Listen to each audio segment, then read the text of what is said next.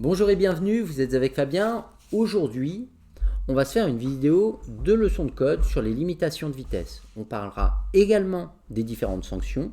À la suite de la leçon, on va se faire un petit quiz pour vérifier que tout a bien été assimilé. Les limitations de vitesse, c'est parti. On va commencer par les conducteurs qui ne sont plus en période probatoire, c'est-à-dire ceux qui ont plus de 3 ans de permis ou plus de 2 ans s'ils ont fait la conduite accompagnée. En agglomération, sauf indication contraire, c'est limité à 50. On verra par la suite les autres possibilités. Donc en agglomération, c'est limité à 50. Hors agglomération à double sens de circulation, c'est limité à 80 km/h. Maintenant, si vous rencontrez ce panneau, à ce moment, c'est limité, sauf indication contraire, à 90 km/h pour les usagers qui ont 2 voies affectées à leur sens de circulation. Il n'y a que dans ce cas que c'est vous qui êtes limité à 90 et en face, ils n'ont qu'une voie dans leur sens de circulation. Du coup, pour eux, c'est limité à 80 km/h. Mais si on prend ce panneau, dans ce cas, c'est limité à 80 pour vous et à 90 pour les 2 voies en sens inverse. Sur une 2x2 voies à chaussée séparée, c'est comme les autoroutes, mais c'est gratuit. À ce moment, c'est limité à 110 km/h, sauf indication contraire. Sur autoroute, c'est limité à 130, sauf abaissement de la vitesse maximale autorisée. Pour les conducteurs en période probatoire, c'est-à-dire ceux qui ont moins de 3 ans de permis au format traditionnel, ou moins de 2 ans si vous avez passé votre permis en conduite accompagnée. En agglomération, c'est 50, sauf indication contraire. Hors agglomération, c'est 80. 2 voies dans votre sens de circulation et une en sens inverse, toujours 80 au lieu de 90. Route à accès réglementé, 100 au lieu de 110. Autoroute, 110 au lieu de 130. Par temps de pluie. Et là, ça concerne tout le monde. Agglomération, 50. Max, même pour les jeunes conducteurs. Maximum. Hors agglomération, 80 pour tout le monde. 2 fois 2 voies dans votre sens de circulation, 80 pour tout le monde. Ce n'est plus 90 pour les conducteurs expérimentés. Route à accès réglementé, il y a un abaissement de la vitesse maximale autorisée à 100 km/h au lieu de 110 pour tout le monde. Autoroute, 110 et c'est pareil pour les jeunes conducteurs. Et 110 max. Là maintenant, vous vous posez la question, quand est-ce que c'est limité à 30 ou à 70 ? Eh bien là, c'est très simple. Quand il y a un foutu panneau. Sinon en agglo, c'est 50, 30, c'est quand il y a un panneau. Hors agglo, c'est 80, 70, c'est quand il y a un panneau. Maintenant, autre chose très importante. Et là, on va prendre un article du Code de la route, l'article R413-4. En cas de visibilité inférieure à 50 mètres, les vitesses maximales sont abaissées à 50 km/h sur l'ensemble des réseaux routiers et autoroutiers. Pourquoi ? Par exemple, vous êtes sur autoroute, il y a un fort brouillard, vous roulez à 100 km/h, en voyant à une cinquantaine de mètres. Pour calculer la distance d'arrêt, on prend le chiffre ou le nombre de la dizaine de la vitesse, ici 10, on le multiplie par lui-même, 10 x 10, 100, donc ça fait environ 100 mètres. Du moment où vous percevez un danger au moment où vous êtes totalement arrêté, c'est à peu près 100 mètres. C'est-à-dire que, prenons le cas, il y aura un accident, et qu'il y a un bus en travers de la route. À ce moment-là, vous vous arrêtez 50 mètres après avoir percuté le bus. En gros, c'est le bus qui vous arrête. Alors que la distance d'arrêt à 50 km/h, on prend toujours le chiffre des dizaines, on le multiplie par lui-même. Ici, 5, on multiplie par 5, environ 25 mètres de distance d'arrêt. Mais le bus est à 50 mètres. C'est-à-dire que vous vous arrêterez 25 mètres avant le bus. Voilà pourquoi la vitesse maximale est abaissée.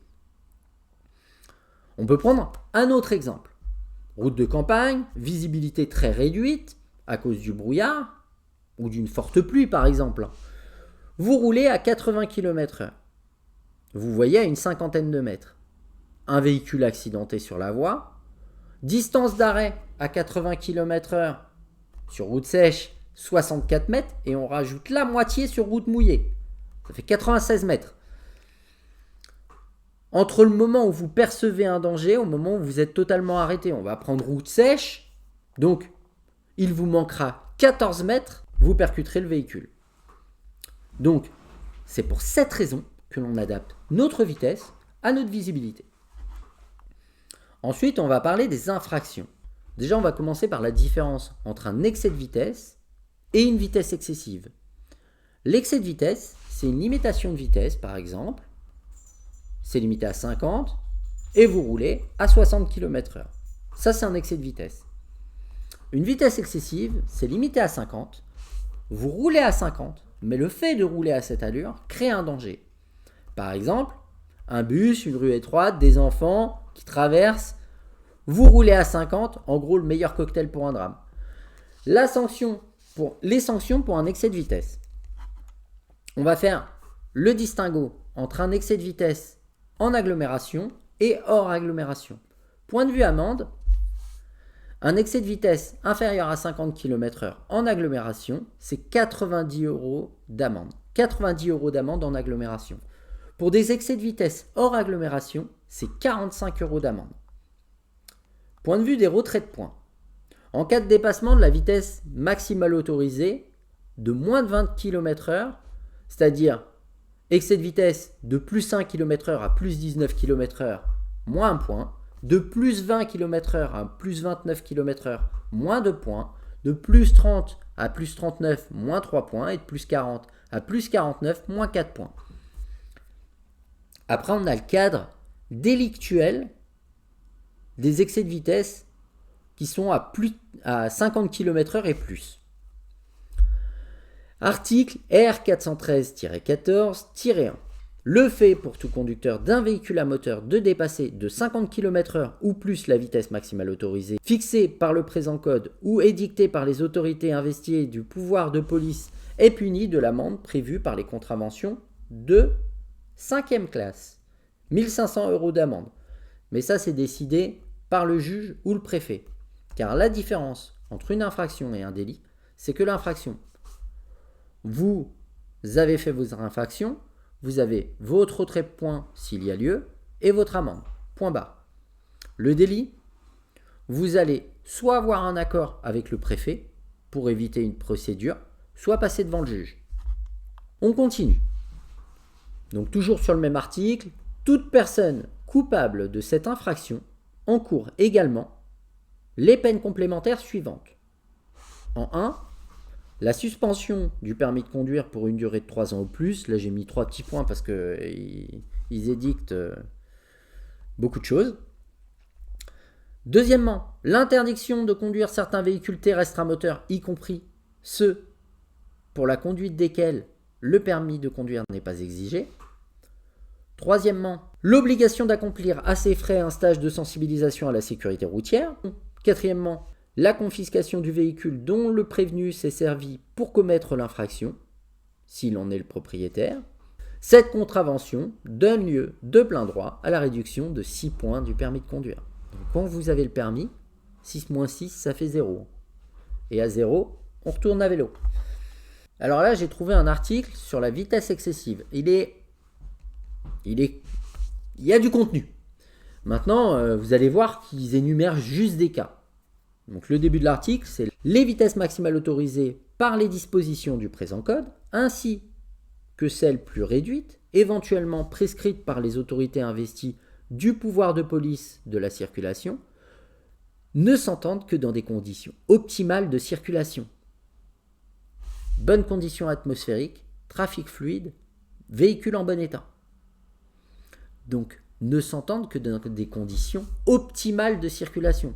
Et je trouve ça très drôle qu'il spécifie véhicule en bon état. Elle ne dispense en aucun cas le conducteur de rester constamment maître de sa vitesse et de régler cette dernière en fonction de l'état de la chaussée, des difficultés de la circulation et des obstacles prévisibles. En 1. Lors du croisement ou du dépassement de piétons, y compris ceux ayant quitté un véhicule, ou de cyclistes isolés ou en groupe. 1 bis. Lors du croisement ou du dépassement de tout véhicule immobilisé ou circulant à faible allure, sur un accotement, une bande d'arrêt d'urgence ou une chaussée équipée de feux spéciaux mentionnés ou dont le conducteur fait usage de ces feux de détresse. Lors du dépassement d'un convoi à l'arrêt, Ils essaient d'en citer un maximum, hein. Lors du croisement ou du dépassement de véhicules de transport en commun ou de véhicules affectés au transport d'enfants et faisant l'objet d'une signalisation spéciale, au moment de la descente et de la montée des voyageurs. Dans tout cas où la route ne lui apparaît pas entièrement dégagée ou risque d'être glissante. Lorsque les conditions de visibilité sont insuffisantes, temps de pluie, précipitation, brouillard. Dans les virages, dans les descentes rapides, dans les sections de route étroites ou encombrées, ou bordées d'habitations, à l'approche d'un sommet de côte et des intersections où la visibilité n'est pas assurée, lorsqu'il fait usage de dispositifs spéciaux d'éclairage et en particulier de ces feux de croisement, lors du croisement ou du dépassement d'animaux, le fait pour tout conducteur de ne pas rester maître de sa vitesse ou de ne pas la réduire, dans les cas prévus au présent article, est puni de l'amende prévue par les contraventions de 4e classe. Donc 4e classe, c'est 90 € et 135 si vous ne payez pas dans les 2 jours. Je pense que maintenant, on a fait le tour des limitations de vitesse et des vitesses excessives. Alors maintenant, dites-moi en commentaire si mes explications vous paraissent claires. Soyez honnête et dites-moi si ça vous paraît pas trop pompeux. Et si ça te plaît, n'hésite pas à liker, un petit pouce, ça fait pas de mal, et abonne-toi. Ce que je vous propose maintenant, c'est on va se faire un quiz de 10 questions. Je vous donne les consignes. Pour répondre aux questions, sauf indication contraire, vous n'êtes plus en période probatoire, ce qui signifie que si je vous le dis, vous y êtes bien. Pour chaque question, vous pourrez choisir entre une ou plusieurs réponses, mais il y en aura toujours une de fausse. Vous êtes prêts? C'est parti. Pour un conducteur en période probatoire, la vitesse est limitée à 130 km/h sur autoroute. Oui, réponse A. Non, réponse B. 110 km/h sur les chaussées à sens unique hors agglomération. Oui, réponse C. Non, réponse D.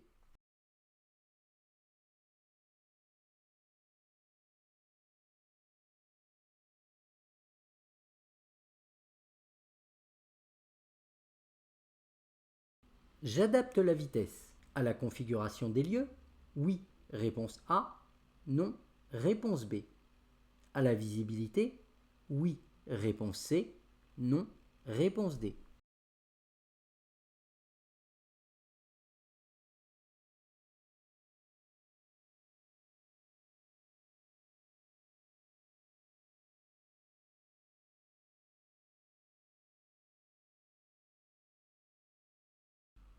À partir du panneau, la vitesse sera limitée à 30 km/h, réponse A, 50 km/h, réponse B, 70 km/h, réponse C.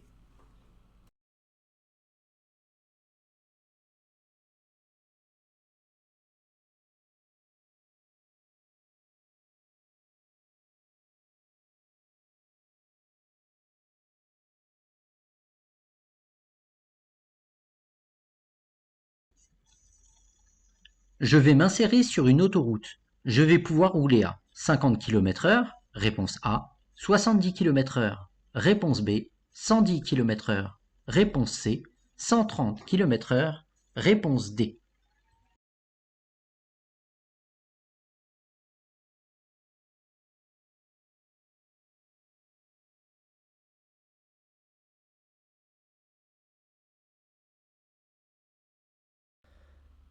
À partir de ces panneaux, la vitesse sera limitée à 90 km/h, réponse A, 100 km/h, réponse B, 110 km/h, réponse C, 130 km/h, réponse D.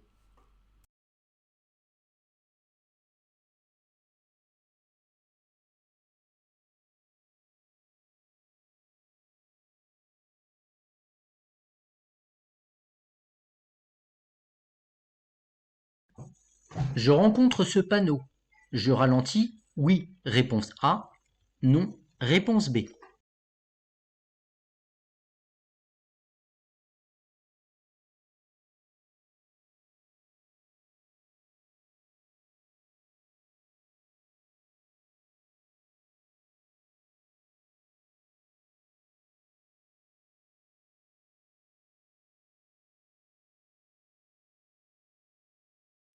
Je suis en période probatoire, je peux rouler ras. 70 km/h, réponse A. 80 km/h, réponse B. 90 km/h, réponse C.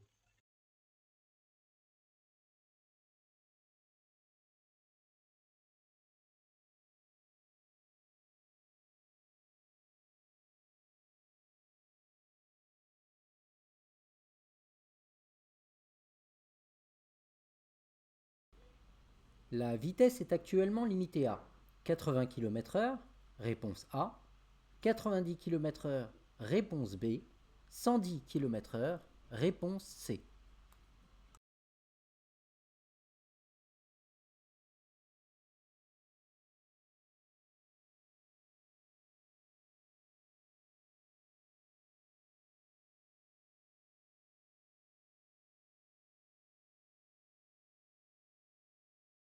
J'ai mon permis depuis 1 an, la vitesse maximale à laquelle je peux circuler est 90 km/h, réponse A. 100 km/h, réponse B. 110 km/h, réponse C. 130 km/h, réponse D.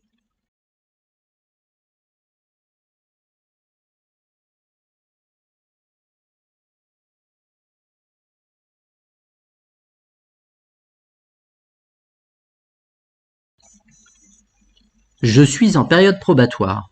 En circulant sur cette route à accès réglementé, ma vitesse maximale autorisée sera 70 km/h, réponse A. 80 km/h, réponse B. 90 km/h, réponse C.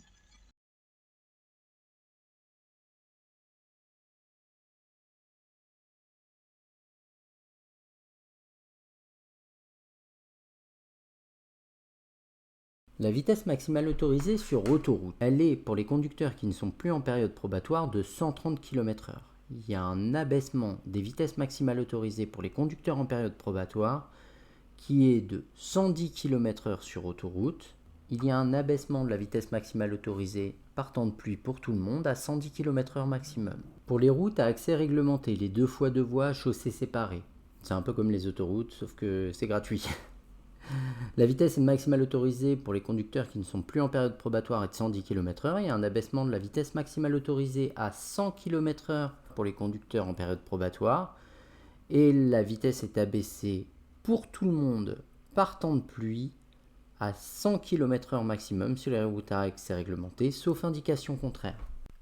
Hors agglomération, la vitesse maximale autorisée est de 80 km/h pour tout le monde, sauf indication contraire, avec une particularité, c'est que cette vitesse peut être plus élevée pour les conducteurs qui ne sont plus en période probatoire s'ils rencontrent 2 voies affectées à leur sens de circulation. À ce moment-là, ce sera affecté à 90 km/h pour eux uniquement et par temps sec uniquement. Ce sera toujours limité à 80 km/h pour les conducteurs en période probatoire et par temps de pluie. En agglomération, la vitesse maximale autorisée sera limitée à 50 km/h maximum pour tout le monde. Cette vitesse peut être abaissée par un panneau de limitation à 30 km/h, un panneau simple de limitation qui sera valable jusqu'à la prochaine intersection, ou par un panneau de zone à 30 km/h qui sera valable, lui, jusqu'au panneau de fin de zone. Qu'on tourne à gauche ou à droite, cela ne changera rien. Et on peut avoir une élévation de la vitesse maximale autorisée en agglomération à 70 km/h ou un abaissement hors agglomération à 70 km/h avec ce panneau. Mais 70 et 30, ce sera uniquement lorsqu'il y aura un panneau. On a également une autre consigne au niveau des vitesses maximales autorisées. Elle dit qu'en fait, si la visibilité est inférieure à 50 mètres, par exemple par temps de brouillard, à ce moment-là, la vitesse maximale autorisée, quel que soit le réseau sur lequel on se trouve, sera de 50 km/h maximum. Pour un conducteur en période probatoire, la vitesse est limitée à 130 km/h sur l'autoroute. Alors non, réponse B, elle est limitée à 110 km/h. 110 km/h sur les chaussées à sens unique hors agglomération, non, c'est limité à 100 km/h sauf indication contraire. Réponse BD. Donc bien entendu, je vais adapter ma vitesse en fonction de plusieurs facteurs. Déjà, en fonction de la limitation de vitesse, en fonction, si je circule en agglomération ou hors agglomération, de la présence d'éventuels usagers vulnérables, Et également, plus il va y avoir de monde, moins je vais pouvoir rouler vite, parce que plus il va y avoir de dangers et de choses à analyser qui vont faire en sorte que je sois obligé de réduire mon allure. Mais également en fonction de la visibilité. Si je circule de nuit ou je sais pas, il peut y avoir des camionnettes qui vous masquent la visibilité sur une intersection, il va falloir adapter votre allure en fonction de tous ces facteurs. J'adapte la vitesse à la configuration des lieux, oui, réponse A. À la visibilité, oui, réponse C. Réponse AC. Donc le panneau en question est une entrée d'agglomération. Avant le panneau, on était bien limité à 80 km/h vu qu'on est à double sens de circulation. À partir du panneau, on rentre en agglomération. Sauf indication contraire, c'est limité à 50 km/h. 30 km/h ou 70 km/h, ce sera uniquement s'il y a un panneau. Réponse B.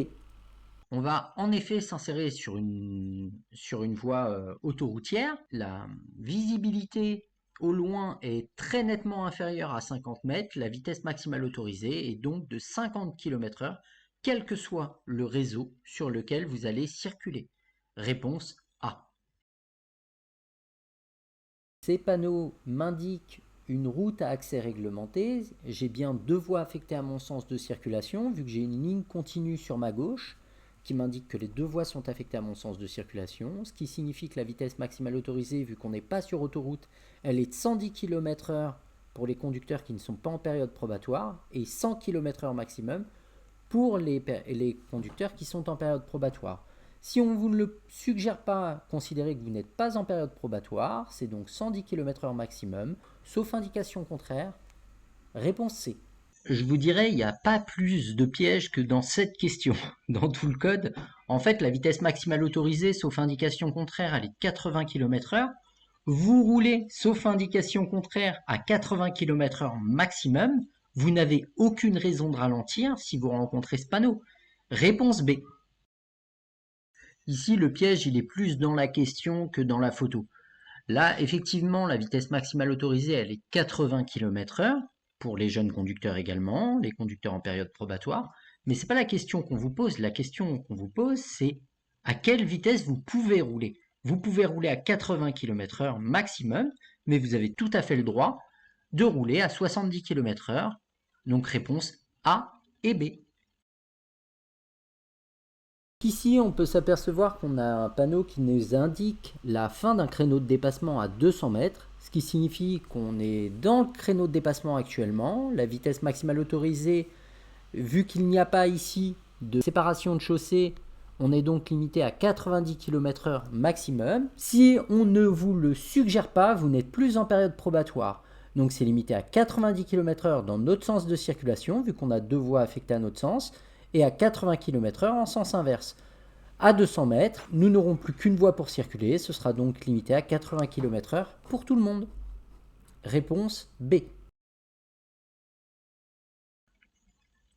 On circule actuellement sur une autoroute, la vitesse maximale autorisée est de 130 km/h. Ayant un an de permis, je suis encore considéré comme jeune conducteur en période probatoire. La vitesse maximale autorisée, sauf indication contraire, est pour moi de 110 km/h. Réponse C. Alors là, je vous dirais que vous avez une belle question piège, parce que sur route à accès réglementé, à 2 fois 2 voies avec séparation de chaussée, donc la vitesse maximale autorisée est de 110, et elle est abaissée à 100 km/h pour les jeunes conducteurs. Là, vous avez une limitation de vitesse qui est abaissée à 90, vous avez tout à fait le droit de rouler à 90 km/h. Donc, réponse C, 90 km/h. Voilà, on en a terminé avec les limitations de vitesse. J'espère que cette vidéo vous aura été profitable. J'espère que toutes ces explications et ce quiz vous aura plu. N'hésitez pas à liker, à vous abonner. N'hésitez surtout pas à commenter. Je vous dis au revoir et à bientôt pour de nouvelles vidéos. Ciao!